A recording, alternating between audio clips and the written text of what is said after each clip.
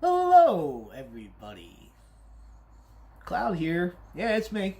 I had to get cleaned up a little bit. It was a little extra. Welcome back to Moonwell Magic, guys. And today, we are actually going to be answering the questions from the 2019 tag video that I saw on Lunarwisdom's stream on Friday night. I popped in there a little late, but I popped in there and I really enjoyed myself in the chat, and I enjoyed the conversation that was going on. It was excellent. So well done. Bravo. Absolutely. Really enjoyed that, and I'll probably be popping on to the next one as well out there. Miss Lunarwisdom there. That was an excellent. I really had a good time. So I decided that, you know what? I just started a YouTube channel a week ago. My coven, we all decided, that we were going to start this thing. And while they're all getting together what they want to do with the channel for themselves, I am, kind of keep getting it rolling here. So I'm going to answer these questions because I love them. I think they're great. All right. So question number 1, is animism a part of your spiritual practice? Yes, it is. To me, I believe that everything has its own spiritual energy, and everything is alive. Everything is in motion. Everything has its own consciousness, and that is something that I firmly believe in. So I always tend to do my best to leave the least of a footprint that I can, to ensure that everything is going swimmingly, if you will. But yes, it is a part of my spiritual practice, and it's an important part of my spiritual practice. So if your witchcraft is eclectic, which mine is quite eclectic, what spiritual paths, practices, religions, philosophies are the basis of practice? Well, I mostly practice Wicca, but there are things from other things that we pulled from, especially within our coven, because we have a very eclectic coven, and not everybody in our coven is Wiccan. So we incorporate everybody else's beliefs into our tradition. So somebody wants to bring something to the table, and we'll all vote on it, see if we like it, see how it feels and everything. We'll try it out in a circle, see how it feels, and if we like it, then we will incorporate that into our tradition that we are creating within our coven. So that is it's definitely eclectic, and I can't really speak on exactly what spiritual paths and practices, because that would be putting my coven stuff out there. And we're not ready for that yet. So what type of meditation do you practice? Now, this is a pretty simple question for me. In case you guys didn't catch the last video that I posted up here, I write music. I love music. Music drives me. It motivates me. It's what keeps me going. It's what calms me down. It's what gets me pumped up. Everything about it. Music literally drives my life. So 9 times out of 10 when I meditate, I use music.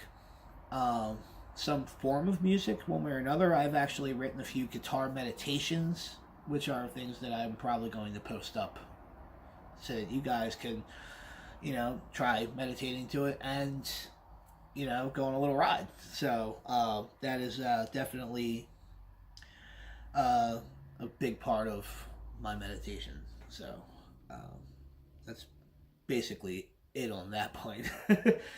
Sometimes I will do, spirit walks with my spirit animal, and it really depends on, what I'm trying to get out of the meditation for the day, really.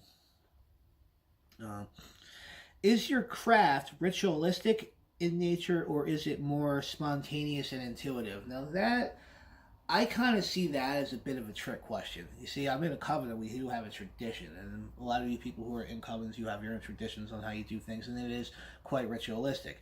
But witchcraft in itself, and life in itself, is spontaneous.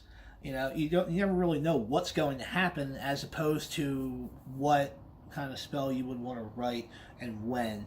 You would have to be spontaneous with that to combat the challenges of life when they come to you, and you want to, you know, incorporate witchcraft into helping you deal with those issues. And so, yeah, I guess it's kind of both for me, you know, because I'm very ritualistic in what we do in Circle, but then, you know, when it comes to like everyday life, I'm quite spontaneous with my magic, and it's kind of like on an as-needed basis. Do you have an altar? I love this question, this one here. Do you have an altar? If so, what is the overall theme? And what sort of items do you keep on it? And if you have no altar, where do you perform most of your workings? When I teach my coven, I always teach them you don't need any tools to perform witchcraft. All you need is these, this, and this, and this, you know? But we do use tools and everything. We have an altar for the coven, but our rituals move from place to place. Sometimes somebody else will host it and all that. And plus, sometimes I do house calls to like help people out and or, you know, cleanse their house and stuff like that. So I have what I like to call the box of witchcraft. So my altar is basically set up for grab and go, like grab and go witchcraft, to where I can just take it, set it up wherever I need. And I gotta say, it's quite convenient to, you know, as things come up in life, to be able to have your spell components just, you know, in your trunk, just like right there, ready to be used. You know, it's it's quite convenient to have it that way. But there is a part of me that wishes that I had more of a permanent setup at my own home, and that's really just more of a matter of me acquiring more things to do that. But I'm just not there yet. But you know, I do have an altar set up for grab and go witchcraft. What's next here? What type of divination do you practice most often? And the least often, or not at all. So, I read tarot. That's usually my go-to, because I have a very strong connection to my deck.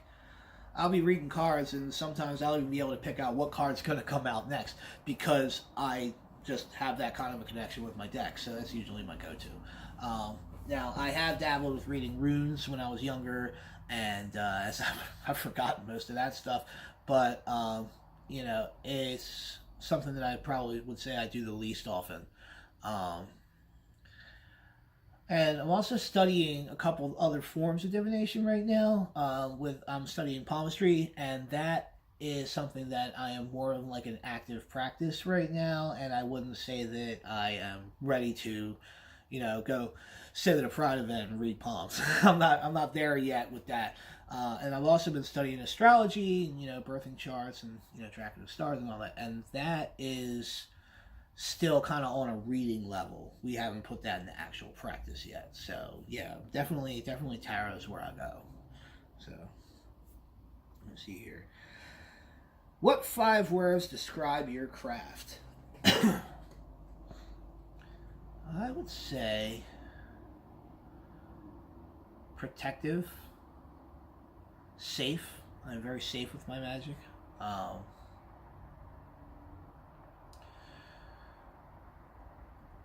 I would say light, but not fluffy.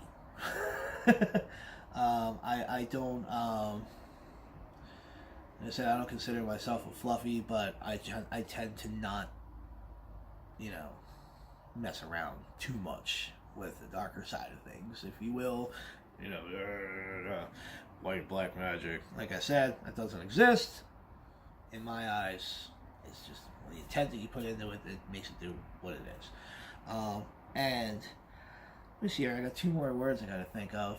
You got me stumped on this one. I was trying to think of a couple of these. I'm actually still kind of stumped on. I'm just going to wing it. I would say.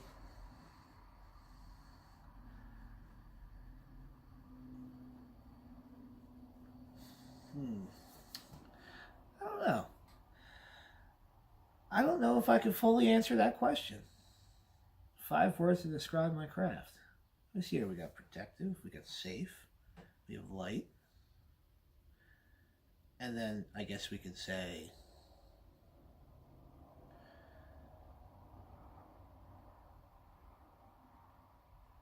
nope, got nothing. I got nothing.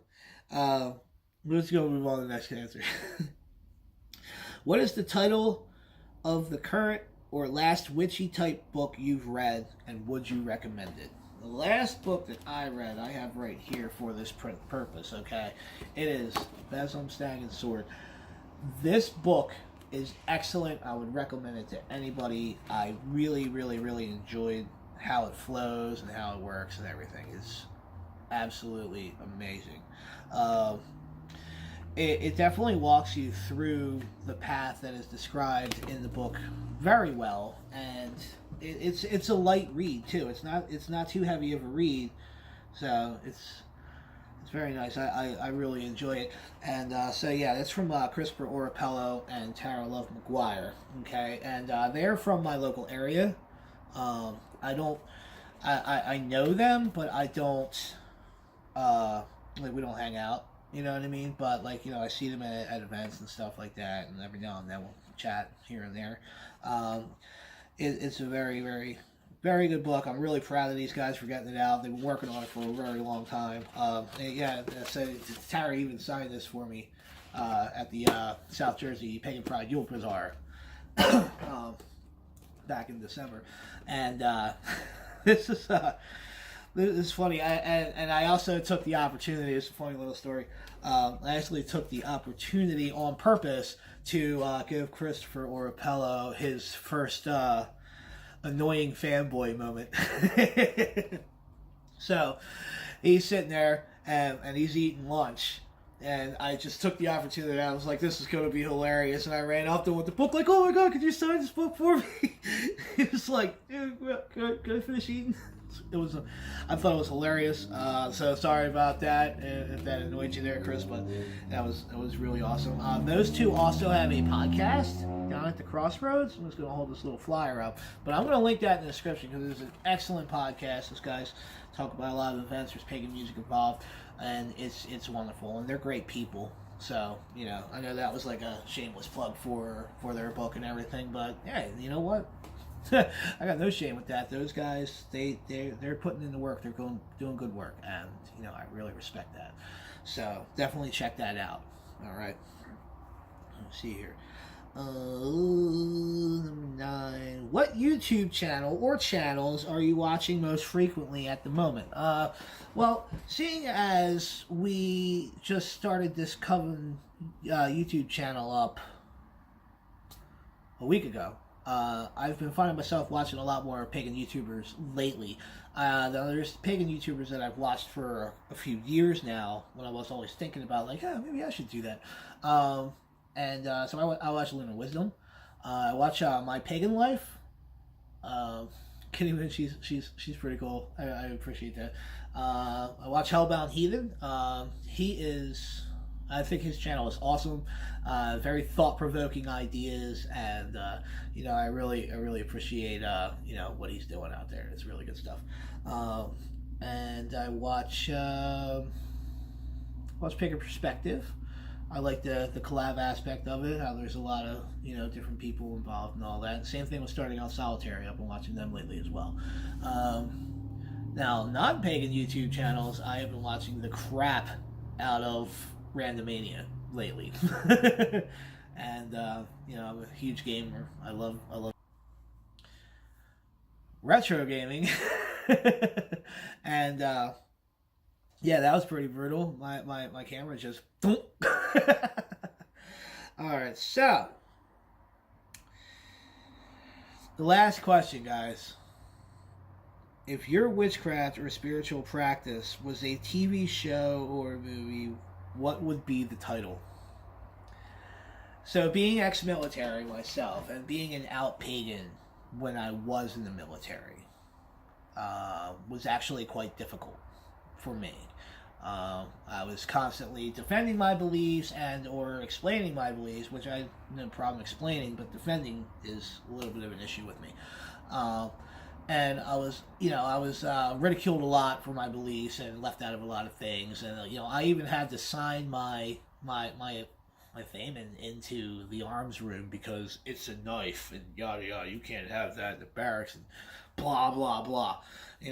I had to I couldn't just set up an altar. I had to set it up and break it down, hide everything, and it was just it made my military experience not as great as I was. But you got to think this was back in '99, 2002.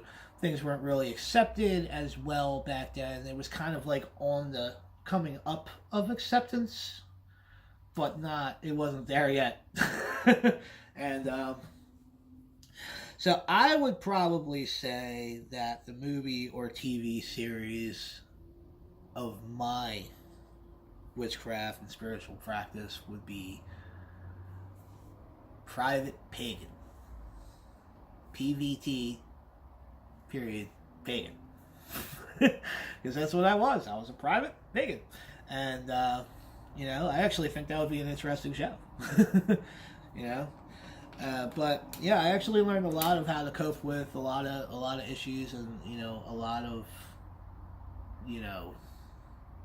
it's just it's not worth looking back on, really. But yeah, so there you go. There's your 10 questions. I have to say, guys, I love these questions. I love answering it, and I look forward to seeing anybody else that does this tag video and see what their take is on these questions, because it's really interesting to me. And I might even ask some of the people in my coven to shoot a little video answering these questions as well, because I think that would be constructive for us as well. But definitely check out this podcast and buy this book, all right?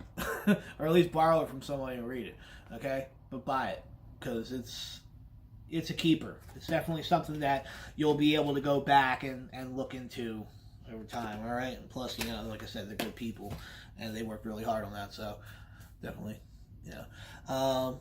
so, yeah, until next time, guys, bright blessings and blessed be. Cloud checking out. All right. We'll see you next time back with more Women Will Love Magic. All right. Peace.